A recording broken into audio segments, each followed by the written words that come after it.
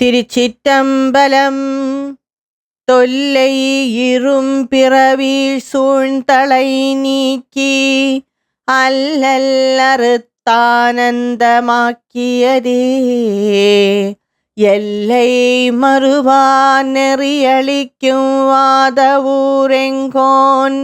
திருவாசகம் எனுந்தேன். திருச்சிற்றம்பலம். நாம் திருவாசகத்தில் சிவபுராணத்தின் விளக்கத்தை பார்த்து கொண்டிருக்கிறோம். இதுவரை நாம் 42 வரிகளுக்கான விளக்கத்தை பார்த்து முடித்துவிட்டோம். மேலும் சில வரிகளுக்கான விளக்கத்தை இந்த வீடியோவில் காண்போம். போக்குவாய் என்னை புகுவிப்பாய் நின் தொழும்பில் நாற்றத்தின் நெறியாய் சேயாய் நனியானே மாற்றம் மனங்கழிய நின்ற மறையோனே கரந்த பால் கண்ணலோடு நெய் கலந்தாற் போல சிறந்தடியார் சிந்தனையுள் தேனூறி நின்று. இது 43 முதல் 47 வரிகளுக்கான விளக்கம் பார்ப்போம். போக்குவாய் என்னை புகுவிப்பாய் நின் தொழும்பில். போக்குவாய் என்னை, என்னுடைய ஜென்மாக்களை முடித்து விடுவாய், போக்கி விடுவாய். எனக்கு வேண்டாம் இனி ஜென்மம். நான் எடுத்த பிறவிகள் எல்லாம் போதும். அந்த பிறவிகளை எல்லாரிலிருந்து விடுபட்டு என்னை அந்த துன்பத்தில் இருந்து என்னை போக்குவாய். வேறு என்னை செய்ய போகிறாய்? என்னை உன் தொண்டில் இணைத்து விடுவாய். அதை நான் செய்து கொண்டே இருக்கின்றேன். எதை செய்தாலும் நான் சிவனுக்காக செய்கின்றேன். இந்த உடம்பு வைத்து செய்தாலும் சரி, இல்லை இந்த பிறவி போன பருவானாலும் சரி, உனக்காகவே நான் வாழ்கின்றேன். புகுவிப்பாய் நின் தொழும்பில், உன்னுடைய தொண்டில் என்னை சேர்த்து கொள்வாய் என்று கேட்கிறார் மாணிக்கவாசகர். நாற்றத்தின் நெறியாய் சேயாய் நனியானே. நாற்றம் என்றால் மனம். இந்த மனம் சூஷ்மமானது, அதனால் அது எங்குமே பரந்திருக்கின்றது. நெறியானது மிகவும் நுட்பமானது. அது சேயாய் தூரத்திலும் இருக்கும், மிக அருகிலும் இருக்கும். அதுபோல் நீ எங்கும் நிறைந்திருக்கின்றாய். உன்னை வணங்குபவர்களுக்கு நீ மிக அருகில் இருக்கின்றாய், வணங்காதவர்களுக்கு தூரே இருக்கின்றாய், தொலைவில் இருக்கின்றாய். மாற்றம் மனங்கழிய நின்ற மறையோனே. இந்த மனமானது மாறுபட்டு கொண்டே இருக்கிறது.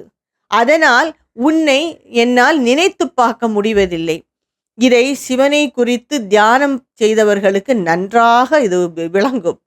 ஏனென்றால் நாம் சிவனை மனதில் பிடித்து பாதம் முதல் அவரின் திருஜடை வரை மனதை ஒன்றொன்றாக நினைத்து கொண்டு போய்கொண்டே இருப்போம். வழியில் எங்க விட்டோம் என்றே தெரியாது, வேற ஏதாவது ஒன்றை சிந்தித்து கொண்டிருப்போம். பல காலம் கழிந்த பிறகுதான் நாம் இதல்லவே சிந்திக்க வேண்டியது, சிவனை அல்லவா என்று நம் தோணும். இது ஆரம்ப கட்டத்தில் எல்லா சிவபக்தர்களாலும் அனுபவித்திருக்கக்கூடிய ஒன்றுதான். மாற்றம் மனங்கழிய, மனம் நின்று கொண்டே இருக்கும், மாறிவிடும்.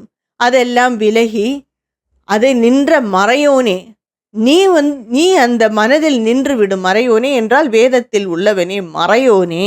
மறைகளெல்லாம் உன்னை பற்றி தான் ஓதுகின்றது. அவ்வாறு நம் மனதை குவித்து சிவன் ரூபத்திலேயே நிறுத்தி விட்டோம் என்று வைத்துக் கொள்ளுவோம். நம் மனம் எப்படி இருக்கும்? கரந்த பால் கண்ணலோடு நெய் கலந்தாற் போல. கரந்த பால் என்றால் சூடான பாலில் அது சுண்ட சுண்ட காய்ச்ச வேண்டும் என்று கூறுவார்கள். அதில் சர்க்கரையும் போட்டு காய்ச்சி விட்டால் அதற்கே ஒரு சுவை இருக்கும்.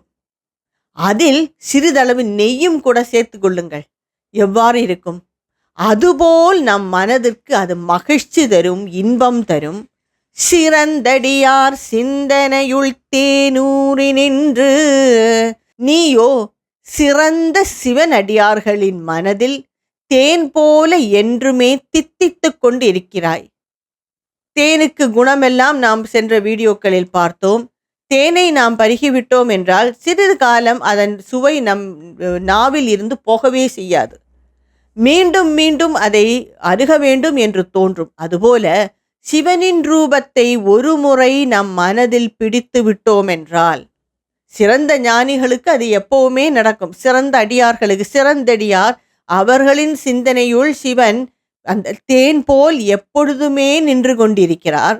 நாம் சாதாரண பக்தர்களானாலும் அவர் ஒரு முறை நாம் பிடித்து விட்டோம் என்றால், நம் மனதால் அந்த சிவன் ரூபத்தை பிடித்து விட்டோம் என்றால், அவர் நம் மனதில் தூய்மை அடைந்ததால், அவர் ரூபம் தெளிந்தது என்றால், அது மிகவும் நன்றாக இருக்கும்.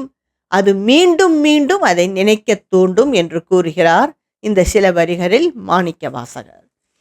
அடுத்து சில வரிகளை காண்போம். பிறந்த பிறப்பறுக்கும் எங்கள் பெருமான் நிறங்களோரைந்துடையாய் விண்ணோர்கள் ஏத்த மறைந்திருந்தாய் எம்பெருமான் வல்வினையென்றன்னை மறைந்திட மூடிய மாய இருளை அறம்பாவம் என்னும் அருங்கயிற்றால் கட்டி. பிறந்த பிறப்பறுக்கும் எங்கள் பெருமான், என்னுடைய பிறவியை அறுத்துவிடு. இது நாம் எண்ணி பார்த்தால் எத்தனை முறை மாணிக்கவாசகர் இதே கருத்தை சொல்லிக் கொண்டிருக்கிறார். இதனால் தான் திருவாசகம் சிவனை அடையும் பாடல் என்று கூறுவார்கள். சான்றோர்கள் அவ்வாறே கூறுவார்கள். இந்த சிவபுராணம் என்பது இந்த திருவாசகத்தின் மொத்தமான ஒரு சாராக உள்ளது. பிறந்த பிறப்பறுக்கும் எங்கள் பெருமான், என்னுடைய பிறவியை அறுத்துவிடு, எனக்கு பிறவி எடுத்தது போதும், இவ்வாறே கூறிக்கொண்டே வருகிறார். இதை படிக்க படிக்க நாமும் அந்த நினைவிலேயே வந்து விடுவோம். என் பிறவி எடுத்தது போதும் அப்பா, என்னை அறுத்து விடு.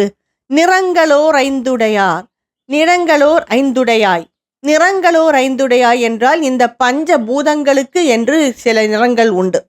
இது அறிவியல் ரீதியாக மாறுபடலாம். ஆனால் சாஸ்திர ரீதியாக இந்த மண்ணுக்கு பொன்னிறம், நீருக்கு வெண்மை நிறம், அக்னிக்கு சிவப்பு நிறம், காற்றுக்கு கருப்பு நிறம், மேகத்துக்கு அதாவது வானுக்கு மேக நிறம். இது நிறங்கள் 5. இந்த நிறங்களின் கலவைதான் நாம் காணும் மித்த நிறங்கள் எல்லாமே. இதன் ஒவ்வொரு விதமான கலவைதான். ஏனென்றால் இந்த பஞ்சபூதங்களான இதுதான் இந்த அனைத்து சிருஷ்டியும் நிறைந்திருக்கின்றன. இந்த நிறங்களோர் ஐந்துடையாய், உனக்கு 5 நிறங்கள் தான் உண்டும். ஆனால் நீ இந்த சிருஷ்டியே செய்து விட்டாய். அதில் விண்ணோர்கள் ஏத்த, வானுலகில் உள்ள தேவர்கள் எல்லாம் உன்னை போற்றுகிறார்கள். மறைந்திருந்தாய் எம்பெருமான் வல்வினையென்றன்னை, ஆனால் எங்குமே நீ நிறைந்திருக்கின்றாய். எனக்கு மட்டும் உன்னை காண முடியவில்லையே, ஏன்? அது ஒரு திரையின் பின்னாடி நீ நிற்கின்றாய். அந்த திரையானது என்னது? அஞ்ஞானம். அந்த அஞ்ஞான திரை எவ்வாறு உண்டாயிற்று? வல்வினைகள், வல்வினையால், நான் செய்த வல்வினையால், இந்த மனமும் புத்தியும் தேகமும் சேர்ந்து செய்த வல்வினையால் நீ அதன் பின் ஒளிந்து நிற்கின்றாய். பொதுவாக கூறுவார்கள் 3 விதமான பாவங்கள் உண்டு என்று. ஒன்று, நாம் வாயால் செய்யும் பாவங்கள், நாம் செயலால் செய்யும் பாவங்கள், மனதால் செய்யும் பாவங்கள். இது 3க்குமே அடிப்படையான காரணம் அகங்காரம். நான் என்பது அகந்தை.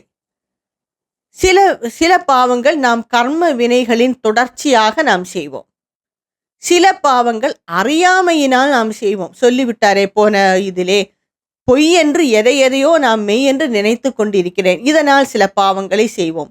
எதுவானாலும் நாம் வாக்காலோ மனதாலோ செய்கையாலோ தான் இந்த பாவங்களை செய்கிறோம். ஆனால் அது எல்லாமே என் மனதில் ஒரு திரை போல அமைந்து விட்டது. சூரியன் எவ்வளவு பிரகாசமாக இருந்தாலும், சிறிய அளவு கார்மேகம் இருந்தால் கூட நம்மளால் அந்த சூரிய பிரகாசத்தை முழுமையாக அனுபவிக்க முடியாது. கார்மேகம் கொஞ்சம் கூடுதலாக இருந்தால் ஒன்றுமே தெரியாது. அவ்வளவு இதானது இந்த உலகில் உள்ள பிரகாசமான சூரியனை இந்த மேகங்கள் மறைத்து விடுகின்றன. அதுபோல் என் மனதையும் உன்னையும் இடையில் நான் செய்த பாவம் நிற்கின்றது. அதனால் எனக்கு உன்னை பார்க்கவோ புரியவோ முடியவில்லை. மறைந்திட மூடிய மாய இருளை, என்னை சுற்றி ஒரு மாய இருள் சூழ்ந்திருக்கின்றது. அதனால் எனக்கு உன்னை காண முடியவில்லை என்று கூறுகிறார் மாணிக்கவாசகர். அறம்பாவம் என்னும் அருங்கயிற்றால் கட்டி, அறம் பாவம் அதாவது புண்ணியம் பாவம் என்று 2 கயிற்றுகளால் அதை கட்டி வைத்திருக்கிறது. ஏற்கனவே இந்த ஜீவனை, ஜீவஸ்வரூபமான சிவனை சுற்றி எனது மாயையான இருள் சூழ்ந்திருக்கிறது. அது என்னுடைய பாவ புண்ணியங்களினால் உருவான இருள்தான். அதற்கு மேலும் பாவம் புண்ணியம் என்ற 2 கயர்கள் அதை சுற்றி இருக்கின்றன. இதில் இருந்து எவ்வாறு நான் விடுபடுவேன்? இந்த பாவங்கள் புண்ணியங்கள் எல்லாமே நாம் சேர்த்து வைத்திருக்கும் பாவ மூட்டையான சஞ்சித கர்மாவில் இருந்தும் பிராரப்த கர்மா அதிலிருந்து கொஞ்சமும் வந்துதான் பிராரப்த கர்மாவாக அமைகிறது. இந்த ஜென்மத்தில் நாம் செய்த பாவங்கள் எல்லாம் ஆகாமி கர்மாவாய் மாறுகிறது. இந்த ஆகாமி கர்மாவும் அதன் சேர்க்கையான அந்த சஞ்சித கர்மாவும், அது அலைன்ட் கர்மாஸ்ன்னு கூறுவார்கள், அது இது 2ம் சேர்ந்துதான் அடுத்த பிறவியை கொடுக்கின்றது. இப்பொழுது சிவனை வணங்கிவிட்டால் என்ன நடக்கும்? இந்த சஞ்சித கர்மா முழுவதுமாக அறந்து போய்விடும். ஆகாமி கர்மா வெறும் கர்மாக்களும் அறந்து போய்விடும். பிராரப்த கர்மா என்பது இப்பொழுது விளைவு கொடுத்து கொண்டு இருக்கிறதே, இதை எவ்வாறு அறுப்பது? இதை அறுக்க இயலாது. பின்பு எவ்வாறு நாம் இந்த சிவனை வணங்குவதால் இது நமக்கு பிரயோஜனப்படும்? சிவன் நமக்கும் அந்த கர்மாக்கும் இடையில் நின்று விடுவான். அவனே சிந்திக்க தொடங்கிவிட்டால் இந்த பிராரப்த கர்மத்தில் வெறும் கஷ்டங்களானாலும் சரி, நஷ்டங்களானாலும் சரி, சந்தோஷமானாலும் சரி நமக்கு பெரிதாக தோன்றாது. உதாரணத்துக்கு நாம் ஒரு IPL மேட்ச் பார்த்து கொண்டிருக்கிறோம். நச்சு நச்சு என்று சில எறும்புகள் கடிக்கின்றன. அதை தட்டிவிட்டு நாம் பார்த்து கொண்டே இருப்போம். அந்த கண்ணை எடுக்கவே மாட்டோம். இதுபோல சிவனை நம் மனதில் நிறுத்திவிட்டால் வேற என்ன கஷ்டங்களும் நமக்கு ஒரு சின்ன இதாகத்தான் தோன்றுமே தவிர அது ஒரு பெரிய பிரச்சனையாக தோன்றாது. இப்படி வாழ்ந்தவர்கள் பலர் இருக்கின்றார்கள். சமீப காலத்தில் வாழ்ந்த ரமண மகர்ஷி, அவருக்கு உடலுக்கு பிரச்சனைகள் வந்திருக்கின்றன. அவர் அதை கண்டுகொள்ளவே இல்லை. இதுபோல் நம் மனதில் இருந்து அந்த சிவன் நம் பிறப்பையும் அறுத்து நாம் பாவங்களையும் விலக்கி அவர் இடையில் நின்று விடுவார். பாவம் புண்ணியம் என்ற 2ஆல் நான் கட்டப்பட்டிருக்கிறேன், அதிலிருந்தும் எனக்கு ஒரு விமோசனம் வேண்டும் என்று கேட்கிறார் மாணிக்கவாசக பெருமான். இன்னும் வரும் வரிகள் எல்லாமே நம்மை பற்றி, இந்த ஜீவனை பற்றி, அது எவ்வாறு அஞ்ஞானத்தால் அவித்யால் மூடப்பட்டு இருக்கிறது என்பதை மிக தெளிவாக அடுத்த சில வரிகளில் காண்பிக்கிறார் மாணிக்கவாசகர் பெருமான். அதை நாம் அடுத்த வீடியோவில் விளக்கத்தை பார்ப்போம். திருச்சிற்றம்பலம்.